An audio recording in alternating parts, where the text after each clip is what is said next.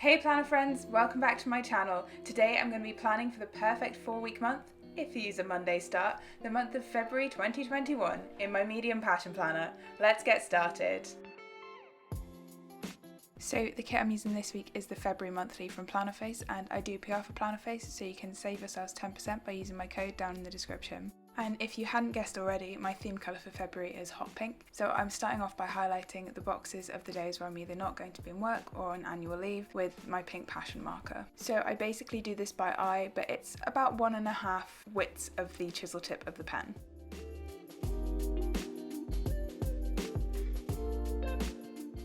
So there's not really much of a pen base to my monthly spreads, so we can start cutting up some stickers, and there is a lot of cutting up stickers with my monthly spreads. The first thing I'm going to do is take the date strips off the long header pieces, as I use a Monday start, so I need to move these around a little bit.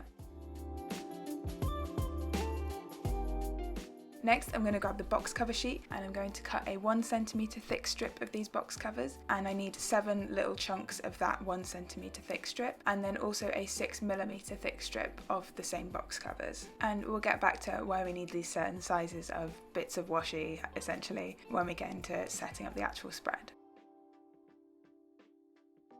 The next thing I'm going to do is trim down the sidebar. So the area for the sidebar in a passion planner is slightly narrower than this sticker is, and also I don't use the whole length of it. So I'm going to cut about, I think it's an 8 centimeter piece of the decorative sidebar, and then just trim a little bit off the side of it so that it will fit nicely in that space.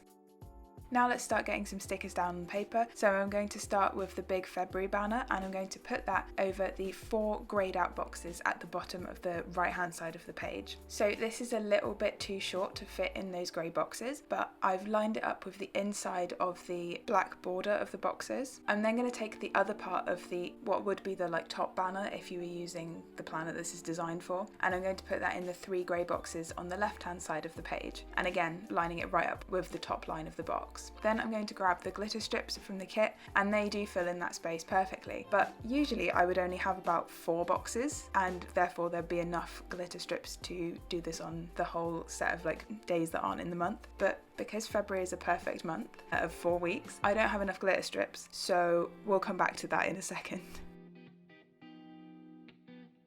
So I don't know why I did this in such a weird order. Maybe Planner Setup Natalie just decided to ruin voiceover Natalie's day. But I'm gonna now put my date strips on, and I start by laying Wednesday back to Monday and then trimming Sunday off the left hand side header. And then on the other side I will put down Thursday to Saturday, trim off the sidebar part of the header and add Sunday onto that side. I'm pretty sure I say this every month, but it's so satisfying that these date strips aren't at all made for this planner but fit perfectly in that space.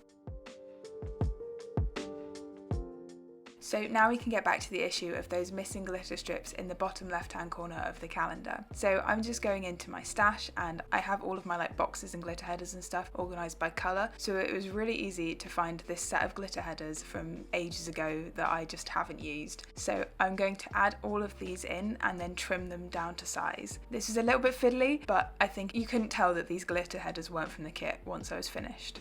By the way, my reusable sticker album is from Plannerface, and if you use stickers to decorate your planner, even if it's just icons and stuff, I highly recommend getting one of those reusable sticker albums because it's so much easier than flipping through an album full of tiny sticker sheets, or what I used to do, which was just keep all my spare stickers on old bits of sticker paper that were just dotted around.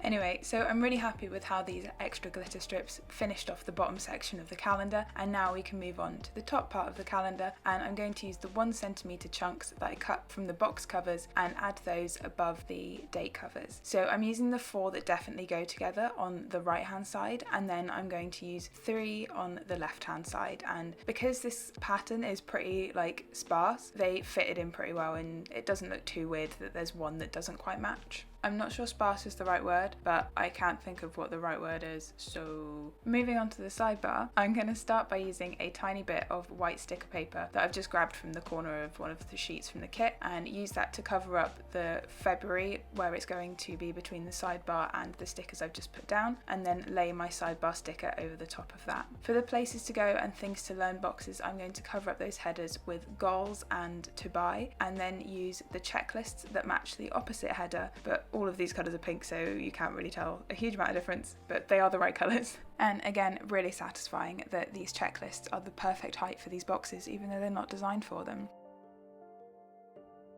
Once I've got all of these stickers down, I'm going to trim the edge off all of them at once because they are all a little bit wider than the Sidebar and a passion planner, and I just get a nice straight line if I do them all at once. I've also found that since getting my metal rulers, if I peel up the part of the sticker like against the ruler, it actually makes it a lot easier to pick the little chunk of the sticker up. Next, I'm going to add in my date flags, and as usual, I'm only going to put a few in and then skip to the end because I'm not going to make you sit through me putting down 28 date flags because it takes forever. This is pretty much the only time that I use tweezers to put down my stickers, and it's just because they're a little bit fiddly.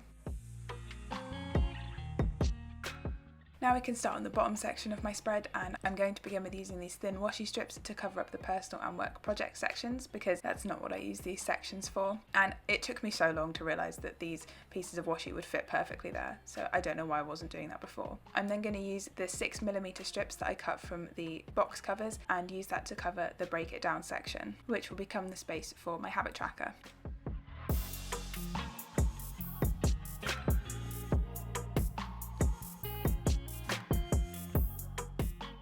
I'm then going to start adding some bits into the main body of my calendar, so I'm going to start with holidays. So I'm just using the holiday strips, and in the newer Plannerface monthly kit, Anna has taken out the words on all of these strips, so you can literally put them down for whatever holidays are relevant to you. So I'm putting in Valentine's Day and Pancake Day being much more important than Valentine's Day, and I'm also going to add one in for Lunar New Year. These strips are almost the perfect size. I'm just being really picky and taking a teeny tiny chunk off the side of each of these, which I kind of regretted because it was more effort than it was worth.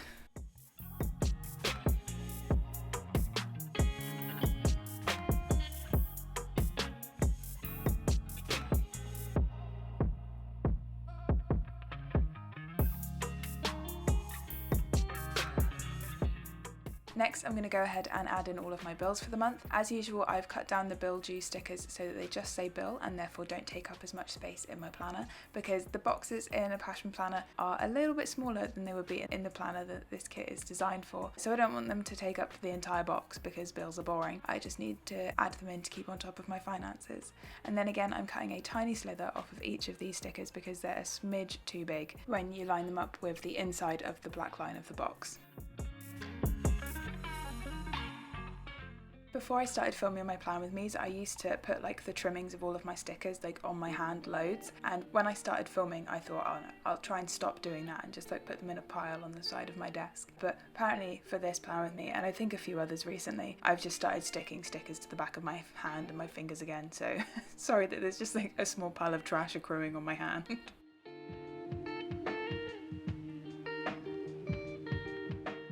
Next, I'm going to start adding in the birthdays for February, and there's only 3 this month, so I have the perfect amount of birthday cake labels to add them all in. And with the stickers in the main body of my calendar, I do tend to like a little bit of white space on either side of them, so I'm trimming it off a little bit more than I did for the bills and holiday stickers.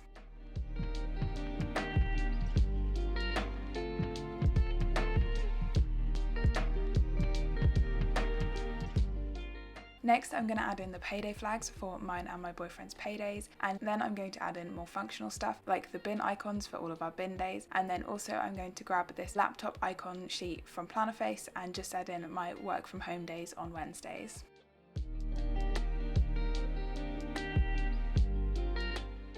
Next, I'm going to move back to the bottom section of my planner and add in my habit tracker. This is a sticker that I made in Excel and just print off on sticker paper myself. And then I'm also going to add in the Yoga with Adrian calendar for February, which again I've just printed off onto sticker paper and resized so it fits in that space. I've also added a small icon for Pisces, and now we can get started with some of my day-to-day planning.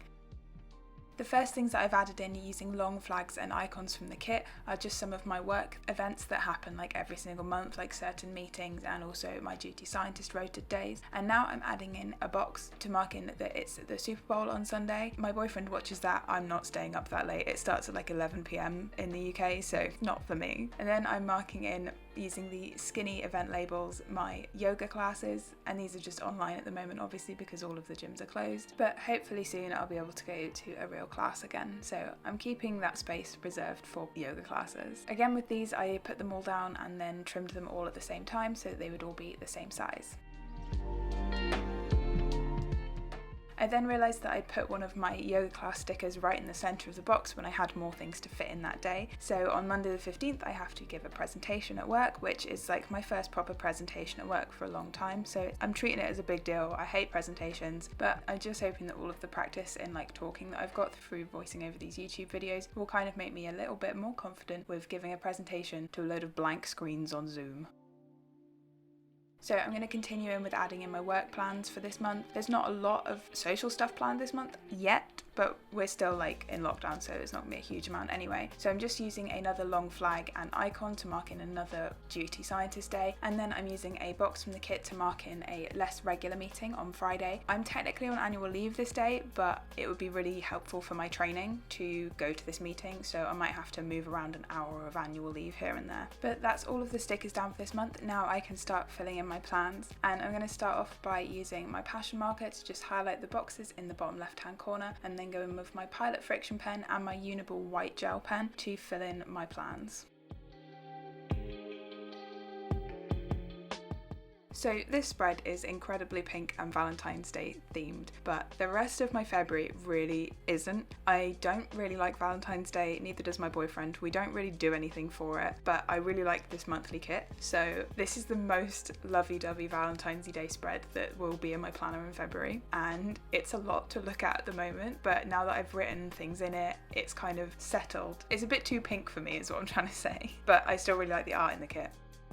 Also using my white Uniball gel pen just to mark in the holidays. So I started doing this when Plannerface had the holidays printed on those strips, and they always had white text on them. So for any holidays I wanted to add in, I would use my white gel pen so that they matched. And I've just kept that going even though they don't need to match anything this time. I think it really pops on the Valentine's Day sticker, but it's a little bit difficult to read on the Pancake Day one, but we'll get over it.